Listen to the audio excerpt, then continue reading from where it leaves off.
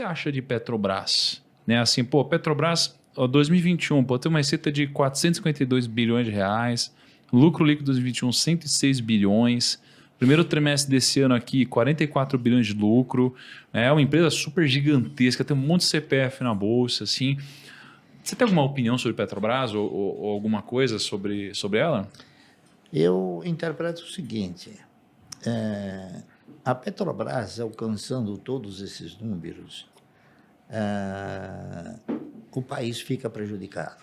Por quê? Porque o preço do combustível subiu de uma forma extraordinária. Hoje, se você circula pelo bairro onde eu venho, que é a Zona Leste, parece que você está à meia-noite do dia de Natal, não tem ninguém na rua. Então, você veja bem, o Detran e os órgãos que regulam o trânsito não conseguem fazer com que o trânsito fique dessa maneira. Só o preço da o poder econômico faz, tá entendendo? Então, o que acontece? A Petrobras, isso daí não é natural na Petrobras.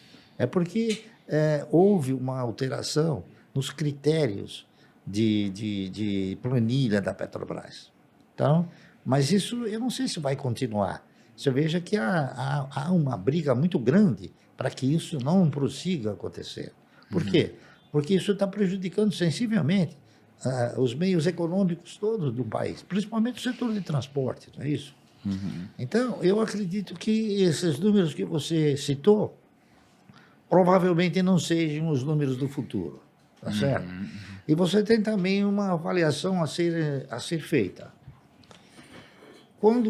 Quando você sabe ou vê que o controlador vende, você tem que fazer a mesma coisa que ele antes que ele venda. Você tem que vender antes. Quando o controlador está comprando, você tem que imitar a figura dele, você tem que comprar também. Então eu pergunto para você, quantas instituições aproveitaram essa subida da Petrobras para vender a Petrobras? BNDES, quase todos os fundos, Caixa Econômica, Previ, enfim. Então, eu não sei se é um negócio que você deva alimentar dentro da expectativa que a gente desenvolve. Perfeito. Não, muito bom isso daí, né? E hoje é muito fácil você descobrir se os controladores estão vendendo ou comprando, né? É só entrar lá, você vem um 358, tá na sua cara. Está lá, olha, Caixa Econômica vai vender 300 milhões de ações ao Ende da Petrobras. O BNDES vai vender 250 milhões de ações da Petrobras. Isso daí veio tudo para o mercado. Então, o que acontece? O mercado ele não tem um potencial de investidores capaz de suportar uma base acionária dessa natureza. Então, é difícil ali. Sim. Você falou do Magazine Luiza. Por exemplo, você sabe qual é a base de acionário do Magazine Luiza? Não. 6 bilhões e 700 milhões de ações. Caramba. É uma base acionária que não é fácil de você levantar o preço disso daí, porque não há investidores no montante para poder desenvolver um projeto uma espiral de alta aí, tá entendendo? Sim. Essa que é a verdade. A Bolsa recentemente comunicou que entraram não sei quantos milhões de CPF, mas eu tenho absoluta certeza que investidores mesmo foi 0,1%. O resto foi tudo especulador. Né?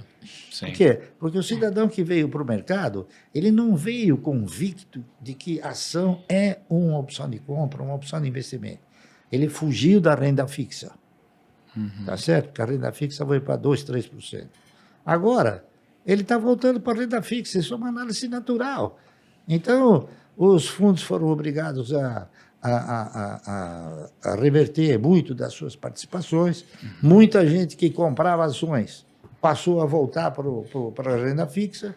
Então, é um processo que está se moldurando, está entendendo? Então, você tem que analisar a macroeconomia, a economia como um todo. Você não pode analisar individualmente a Petrobras. Você tem que colocar a Petrobras na mesma panela. Perfeito. Entendeu? Pô, mas eu falei que era o último, mas eu vou ter que fazer mais 2 perguntas. Tudo bem. Primeira delas, temos muita curiosidade de saber como é o setup do investidor Luiz Barsi. Porque as pessoas hoje na Faria Lima, elas têm 6 telas. Né? 6, assim, né? Na média. Porque a gente tem 9 Mas telas. eu acho que é porque a galera não sabe que dá pra fazer a mesma coisa numa tela só. Eles não sabem que eles dá pra fazer isso, que existe alt tab, eles não essas sabem coisas, não isso. sabem. Aí tem 6 telas, aí tem um tecladão, aí do lado tem mais um notebook, aí do lado tem mais um iPad. E É um no home negócio. office uma TV na cadeira Bloomberg. gamer, né? Cadeira gamer. Com não é? LED. Uma tem- TV gigante com a notícia da Bloomberg. O cara não assiste nada, mas tá passando lá. Passando no gráfico. sorte, passando Gráfico. gráfico. Shot trader, Isso. né? Você tem aquela CPU colorida rodando. Rodando, né? Tem um monte de alarme e tudo mais. E nada impresso, né? Barsi, qual é o setup do investidor Luiz Barsi? Eu sou uma pessoa que eu leio todos os dias o jornal. E, claro, a maioria das pessoas, de uns tempos para cá, deixaram de ler os jornais, porque o jornal passou a ser um artigo desnecessário. Você tem a internet, e a internet te dá o título. Nem sempre o texto corresponde ao título. Então, é muito importante você ler o jornal. Qual Parece- jornal você lê? Não, eu leio o Você Estado lê vários, todo né? dia, o Valor Econômico, e eu vejo também na Infomone quais são as principais notícias. E então a gente acompanha o mercado, não é isso? E a gente tem também comunicação com outros profissionais, tá entendendo? Eu vou até fazer um adendo à questão da informação. Quando o nosso mercado de valores ele ostentava um caráter folclórico, que era o cidadão berrando lá, você tinha uma comunicação muito grande com os operadores. E os operadores acabavam te transmitindo informações importantíssimas, sem que eles soubessem que essa informação era importante. Tá entendendo? Então, às vezes, o cidadão falava, ó, Barça, eu tenho um lote violento para vender. Pô, cara, você já... Bom, aí vem uma baixa, tá entendendo? Então, o fluxo de informações, ele era imediato. Está entendendo? Porque ele era um fluxo de informações do corpo a corpo. Hoje é você no fio. Então, e você não tem mais a mesma percepção. Está entendendo? Outra coisa que mudou muito o mercado foi o robô. O robô é uma coisa que ele é inconsequente para o mercado. Porque o robô, ele hoje faz com que você tenha a ordem oculta. Está entendendo? A ordem oculta é o seguinte: o cidadão programa o robô para quando entrar uma oferta de venda, Fechou. não existe oferta, ele compra. Então é uma ordem oculta, é isso? E ele também tem o quê? Ele tem um instrumento, a capacidade de cancelar uma oferta antes que você feche. Loucura isso. É isso aí. Então, entendeu? É por isso que você está aqui no centro, né? Você está perto da bolsa, aí sua conexão é mais próxima, Não, sua ordem vai antes, né, É que Barsi? você vai criando. Mas você vocês vai- acham que as orelhas verdade? É o DMA, se não me engano. Você bate lá na porta. lá, Você você- fala o você seguinte, vai- ó, Esses estagiários estão Você trabalhando. vai criando estratégias para poder superar essa dificuldade. Então, por exemplo, hoje eu opero bastante numa circunstância, não é isso?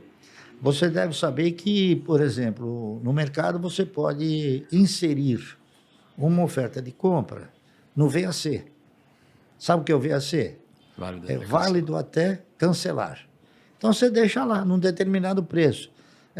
O mercado ele oscila. Se ele oscila e você está aqui, você tem a preferência, então você chega a qualificar o quê? Antigamente era a tabuleta.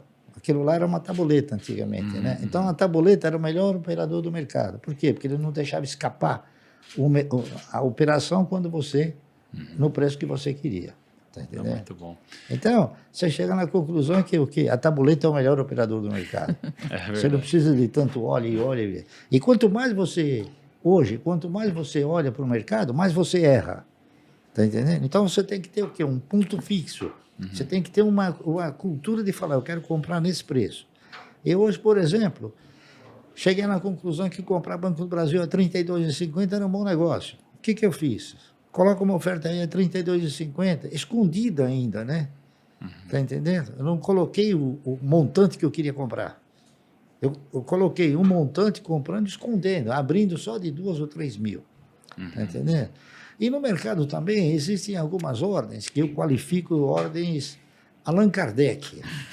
Tá entendendo? Que são ordens, às vezes, espírita. E eu falo para o cara, isso aí é uma ordem Allan Kardec. Quer dizer, é um preço que você, naquele momento, você não vai comprar, mas você imagina que daqui a pouco você pode comprar.